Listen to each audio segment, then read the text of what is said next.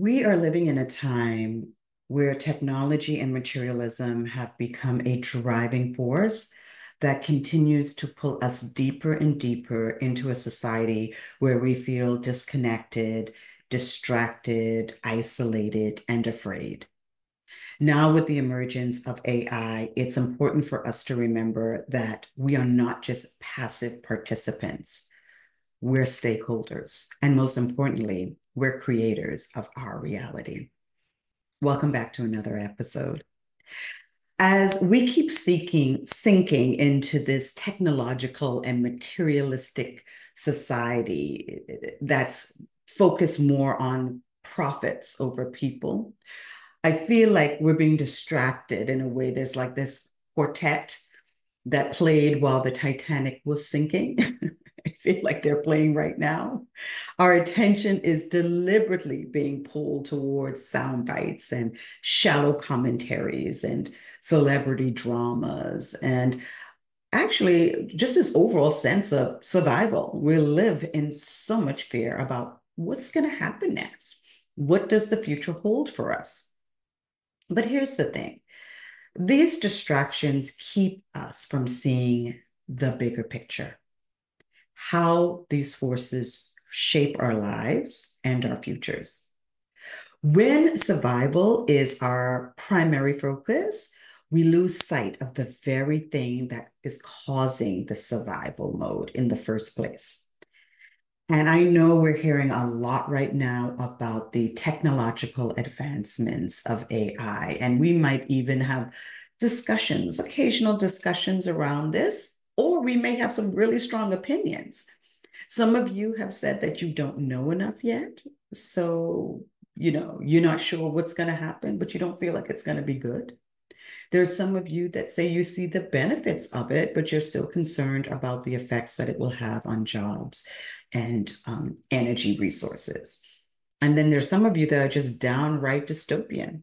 You see this dystopian outcome and the end of humanity. But how many of you have actually taken steps to understand and redirect where we're headed? And do you even believe that you have the power to be a part of that redirection? Well, I'm here to tell you that you do. So let me help you understand this and just paint a picture for you. We live in a system. Some of you would say that the system is broken, while others believe that it is functioning just as it was designed to. But I see it a little bit differently. There is a disconnection for sure within the system. And in the book, leading from emerging futures, from ecosystems to ecosystems, it talks about these three system disconnects or divides. There's the ecological divide, which is this fault line between humanity and nature, the sociological divide with the socioeconomic divide, which is the fault line between the haves and the have-nots, and then the spiritual divide. This is the fault line between self and self, uppercase S, lowercase s, right? That's an internal thing. I believe that the latter is the key to us bridging the gap between all the others. So these three are like gaps in the circle that need to be filled, right? And these gaps can be filled in numerous ways. Things like mindfulness, things like self-awareness, emotional intelligence, and most importantly, collaboration and collectivism. I'm big fans of those. Everything we do exists within this social and spiritual field, an interconnected web where every action has a ripple effect. When this system breaks down, it's often because of a disruption in how we focus our energy and our attention. So we're not investing our energies into the fields where everything works for the good of all. So, how do we regenerate our collective capacity? How do we start filling these gaps? Well, it begins with deeper thinking. It begins with a shift in our vocabulary and how we speak to one another and how we communicate, and also our commitment to listening, truly listening to ourselves, to others, and the world around us. Referencing the book again, Leading from the Emerging Future, it also talks about this need for deeper connections, particularly in the area of leadership, which some of us would say we're really lacking right now. But leadership isn't just about CEOs and politicians. We are all leaders.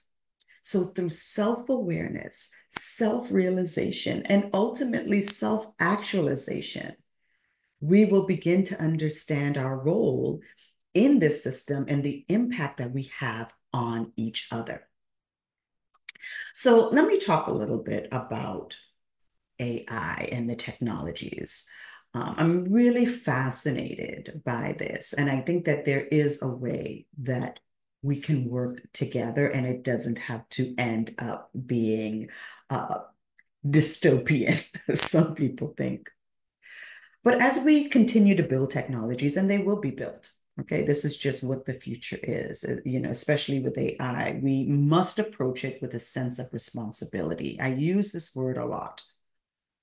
And AI isn't just here to take over our jobs, okay? It's here to make our lives easier as well.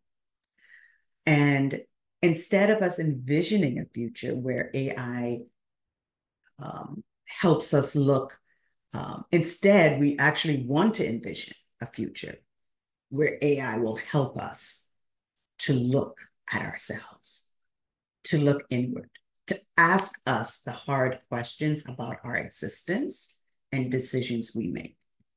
How can AI ask us questions? That's for another discussion. But just imagine a world where AI is not just a tool for generating information, but it's a mirror in a way, reflecting back our deepest truths, forcing us to confront some of our blind spots, right?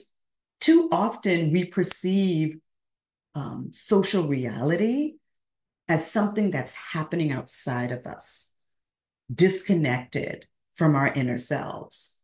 And this is our blind spot, believing that we have no control or responsibility over the social reality that we experience. So here are three things that I would tell you to start really looking at as we're moving towards a future that's going to look so different than we can imagine, but will help us to emotionally and mentally prepare for this, starting with self-awareness, becoming more self-aware, doing the personal evolutionary work. Recognize that the social reality we experience begins within us. So, by cultivating self awareness, we can start to see the ways in which we contribute to this reality and how we can begin to change it. I feel like that's a YouTube episode, video episode on its own, right? Embrace deeper thinking and collective action. Don't just accept the world as it is. Engage in deeper thinking, challenge the status quo, and connect with others who are also committed to creating a better world. And then together we can start to build those gaps. And I'm actually doing that with a community that's all about shifting the way we look at the world and coming together and working towards creating something better for all of us. Use technology as a reflective tool. Approach AI and other technologies not just as tools for productivities, but as a catalyst for us to go into self-reflection and social growth. AI for good, AI for social good, those sorts of things, right? Coming together and looking at how it can be useful in those ways. Let these technologies challenge us to think critically about our decisions and the kind of future that we want to create. Listen, we are at a pivotal moment. From 2020, COVID that was like a warning for us. And I said it then.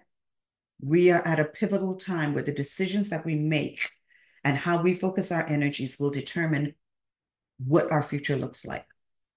We have the power to redirect where we're going, both individually and collectively. So let's take this opportunity to reconnect with ourselves, reconnect with our communities, reconnect with the world. Let's fill those gaps that we know are there in this system, okay? Because once we turn this corner, it's done. We can't rewrite it, right? This is the opportunity now. So let's get together and let's start to create the future where technology and humanity can thrive together, work together, whatever we want it to be.